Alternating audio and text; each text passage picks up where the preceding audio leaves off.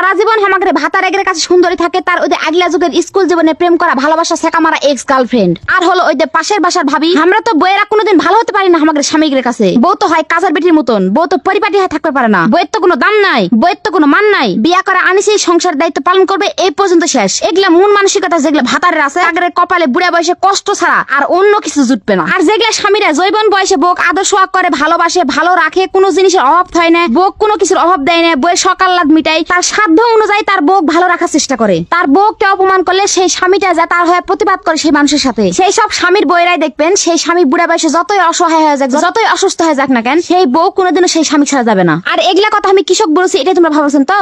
শোনো, বুড়া বয়সে দেখেন না কিছু কিছু বউরা স্বামী দুচককে দেখতে পারে না, ভক্তি করতে পারে না, সেবা যত্ন করতে পারে না, তাকে ভালোবাসতে পারে না। এর পিছনে কিন্তু অবশ্যই একটা কারণ থাকে। আমরা মুখে মুখে যাই বলি যে ও বাবা অমুকের বউ ভালো লয় রে, ওর স্বামী কই দেখতে পাই না, কিন্তু ওর স্বামী যে ওই কৃষক দেখতে পারে না, কৃষক তার সাথে খারাপ ব্যবহার করে, সেই বউটাই খালি জানে। আমরা তো উপর উপর দেখে সবাই চচ্চড়ামুখ, কিন্তু ভিতরে খবর তার কেউ রাখে না। এমনি এমনি বউরা এইরকম হয় না, বুঝতে পারছেন? যেগুলা ভাতাররা জৈবন বয়সে বউক অবহেলা করে, বউক তুচ্ছ করে, সেগুলা ভাতারে গেলে কপালে কিন্তু এরকম হয়। বুড়া ভাতারের সাথে ওই বুড়া বেটি যে সারাদিন খ্যা খ্যা খ্যা খ্যা করে, তার কারণটা কি? তার অন্তর গাঁথা আছে তার সেই ব্যবহার গুলো, তার মনের কষ্ট, তার আঘাত, দিনের পর দিন কষ্ট দিচ্ছে, তাও মেয়েটা সংসার করে গেছে, তার সংসার ছাড়া যায়নি। এগুলা আঘাত তো অন্তর গাঁথা থাকে, এগুলা তো আর ভোলা যায় না। সেই জৈবন বয়সের ওগুলা আঘাতের কথা মনে হলে তখন তার ভিতরে কষ্ট গুলো জায়গা উঠে যে তুই আমার সাথে কি ব্যবহার করেছিল, আর এখন তোর কি অবস্থা, লে এখন কত করবো কতদিনই। আর যেগুলা ভাতাররা চ্যাংরা বয়সে বউক ভালোবাসে, সম্মান করে, বউকে অপমান করলে সেই বইয়ের হয়ে যা প্রতিবাদ করে, সেগুলা স্বামীরা যখন বুড়া বয়সত বিভিন্ন রকম রোগ বালায় আক্রান্ত হয়, তাও তার বউ তাক ছাড়া যায় না। কারণ তার স্বামী তাক চ্যাংরা বয়সে মেলা ভালোবাসে, আদর যত্ন করেছে, কোনোদিন কোনো কিছুর অভাব বুঝতে দেয়নি, সারা জীবন ভালোবাসতে তার সামর্থ্য অনুযায়ী তাকে সম্মান করেছে।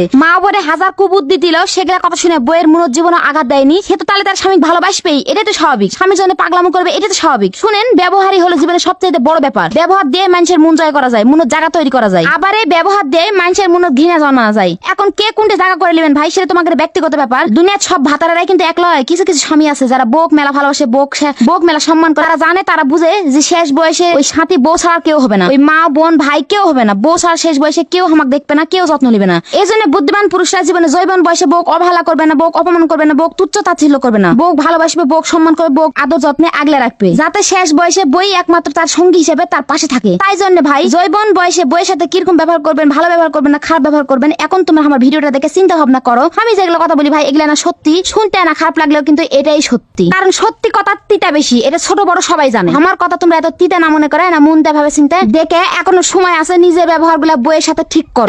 ভাই মেলায় কথা বলনু, নিজের ভালো তো পাগলেও বুঝে। আমি খালি তোমার কেন করে জ্ঞান দিই, আমাকে তোমরা খারাপ ভাবো না। এখন তোমাদের মনে যা ভাল লাগে তাই করো ভাই, আমার কোনো কিছু করার নাই। খালি আমি একটা বউ, বুঝা পারিনি, এই আমার মনের ভিতরে যে ধারণাগুলো আসে আমি খালি সেগুলাই তোমাদের সাথে শেয়ার করি। তাহলে ভালো থাকো সবাই, আবার কালকে আরেকটা নতুন ভিডিও চলে আসুন। ততক্ষণ সবাই ভালো থাকো, আমার জন্য বেশি বেশি করে